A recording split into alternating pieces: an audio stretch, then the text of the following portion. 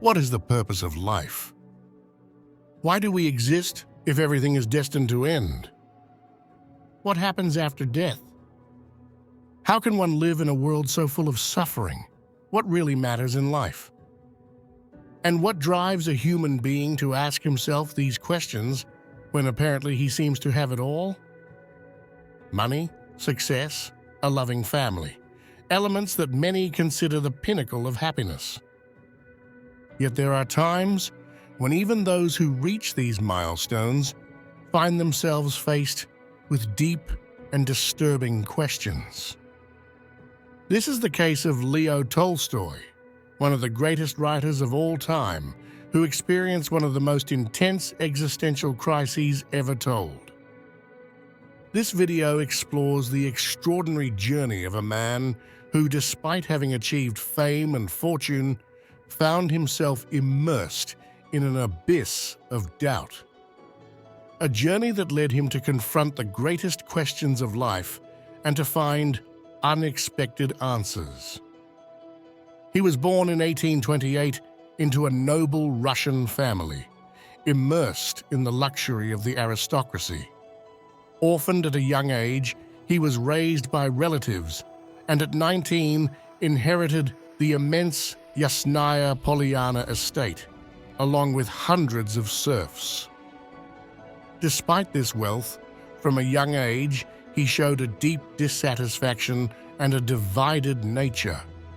On the one hand, he loved earthly pleasures, such as gambling, drinking, and fleeting relationships. On the other, he was tormented by a strong morality that gave him a constant sense of guilt. His literary journey began with writing personal diaries, where he noted his faults and his attempts to improve himself. His early works, including Childhood and The Cossacks, reflected his personal experiences, from his carefree youth to his military adventures during the Crimean War. Fame quickly came to him, bringing him into the literary circles of St. Petersburg and Moscow. However, despite his success, he felt out of place and often in conflict with his fellow writers. At the age of 30, he retired to his estate, seeking deeper meaning in life. There he married Sophia Bears, a young woman of 17. The marriage brought stability, and the two shared a busy family life with their 13 children. During these years, he wrote War and Peace, an epic work that transformed Russian fiction and established him as one of the greatest writers in history. Yet, beyond literary success and family stability, he was tormented by a growing dissatisfaction. He confessed that nothing, not even fame, could calm his sense of inner emptiness. This period marked the beginning of a crisis that at 50 pushed him to question every aspect of his life, throwing him into a deep existential search. What is the meaning of existence? Where is the meaning of what we do if time inevitably erases every trace? These are some of the questions that became a torment for him, an obsession capable of calling everything into question. If you like, subscribe to the channel so as not to miss our future initiatives, and if you leave a like on the video, thank you very much. The most incredible aspect of Tolstoy is that he did not arrive at this deep crisis gradually, but suddenly and devastatingly. What had previously given him security and joy, such as the warmth of his family or the recognition of his works, began to seem empty. The days lost color, and every action seemed devoid of value. These thoughts did not remain confined to his mind, but invaded his daily life. His nights were tormented by nightmares, and sleep became the only refuge from a constant internal malaise. The days, however, were marked by a sense of uselessness that seemed to paralyze him. He himself describes this dark period in The Confession, an intense and personal work in which he brutally reveals the depth of his confusion. In these pages, he wrote of his most intimate reflections of the nights spent contemplating the possibility of ending his own life, a thought that haunted him with an almost irresistible force.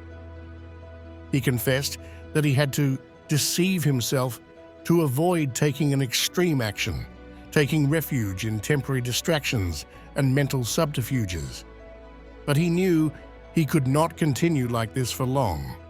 This crisis was not only personal, but also intellectual and spiritual.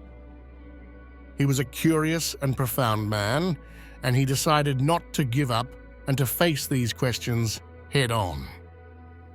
Caught between the desire for an answer and the fear of not finding it, he embarked on an extraordinary journey, not through physical places, but through the pages of books, the thoughts of great philosophers, and the observations of everyday life.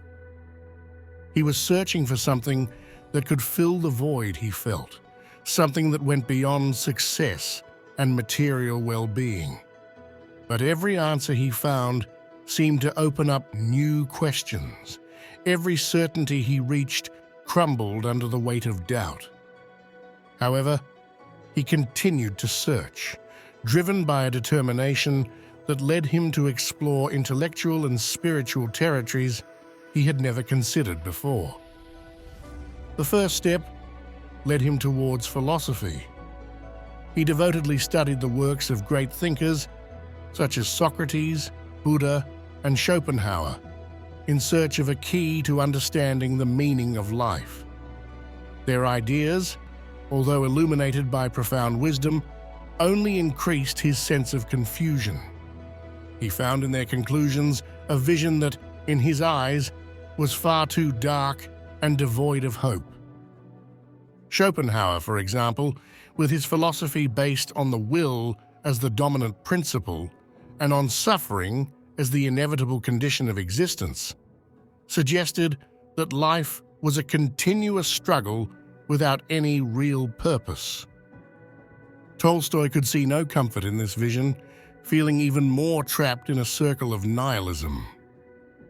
Even the teachings of Socrates, although he admired their rationality and depth, seemed insufficient to respond to his existential anguish.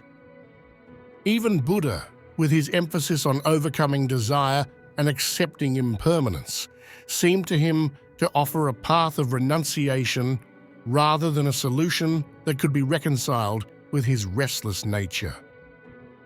Disappointed by philosophy, he turned his gaze to science, hoping that the rational and empirical approach could provide more concrete answers. He studied Darwin's theories and other emerging scientific ideas of the time, which explained the origin of life as the result of evolutionary processes devoid of purpose. According to these visions, the human being was nothing but a product of biological chance, an aggregate of cells destined for decay and death. This approach only amplified the void he already felt. Science, while offering detailed explanations of the mechanisms of nature, could not answer those questions that tormented him. Why are we here? Why do we suffer? What happens after death? Tolstoy perceived science as a discipline extraordinarily powerful in describing the how of the world, but profoundly limited in answering the why. Darwinism and biology seemed to him to reduce human existence to a struggle for survival, denying any possibility of transcendence or meaning. The combination of philosophical pessimism and scientific coldness left him disillusioned.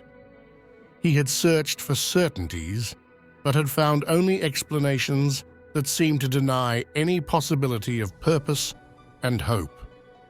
But he did not give up. He decided to continue, to look beyond for an answer that could satisfy his thirst for meaning. Thus, he was able to identify four main approaches with which people dealt with the absurdity of life, each of which represented a different answer to the existential questions that tormented him. The first approach was to ignore the problem completely. Many people, he believed, lived their lives without ever stopping to reflect on the meaning of life or the inevitability of death. They focused exclusively on everyday life, accepting what happened without questioning what went beyond the apparent. This option seemed feasible, yes, even reassuring, but for him it was a fragile and temporary solution, and however widespread, it offered no lasting comfort. The second approach was to take refuge in pleasure and the search for immediate gratification. Materialism, hedonism, and the constant pursuit of goods and pleasures became, for many, a kind of anesthetic against the anxieties of existence. He described this strategy as an attempt to stifle the inner emptiness with distractions, be they wealth, relationships, or personal success. But this approach was an illusion. He compared it to the honey in the parable of the man in the well, sweet to the taste, but unable to save from falling. According to Tolstoy, indulgence in pleasures was temporary, and once the effect wore off, the emptiness and unanswered questions returned with greater intensity. No wealth or pleasure could, in his eyes, satisfy the thirst for meaning that tormented the human being. The third approach, the most extreme, was to give up on life itself. He contemplated this possibility during his moments of deepest crisis, when despair seemed to cloud all hope. Many, he believed, came to see death as the only escape from the absurdity and pain of existence. But even though he understood this choice, he considered it a false solution. He resisted this temptation and understood that giving in to despair would not solve his questions, but would simply eliminate them.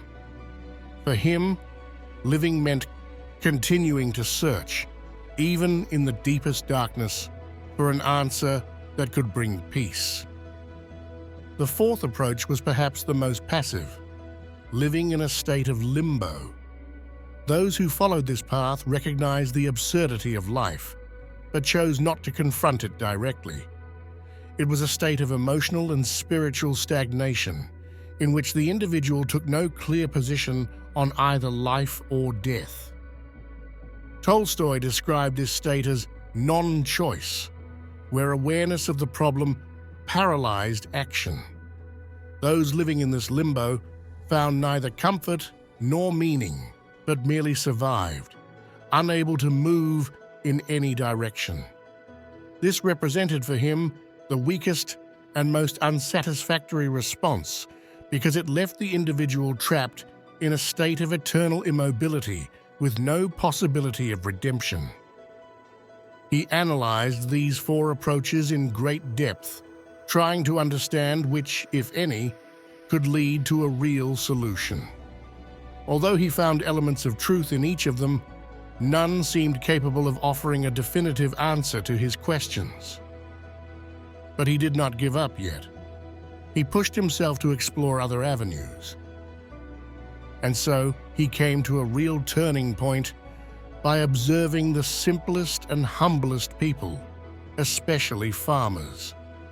Despite the difficulties of their lives, these individuals seemed to find extraordinary strength in faith. He was struck by their ability to bear suffering with serenity, inspired by a trust in something greater. This observation led him to reconsider the value of faith as an answer to his questions. Although he had always had doubts about organized religion, he began to perceive faith as a means of going beyond the limits of rationality. Faith, in its simplicity, offered answers where reason failed. It was not an escape from reality, but a way to embrace it in all its nuances, finding purpose and meaning even in suffering. This is how Tolstoy transformed his life. He abandoned luxury, devoted himself to others, and embraced a spirituality that led him to live more authentically. This new path gave him a peace that neither success nor rationality had ever been able to offer him. What can I say?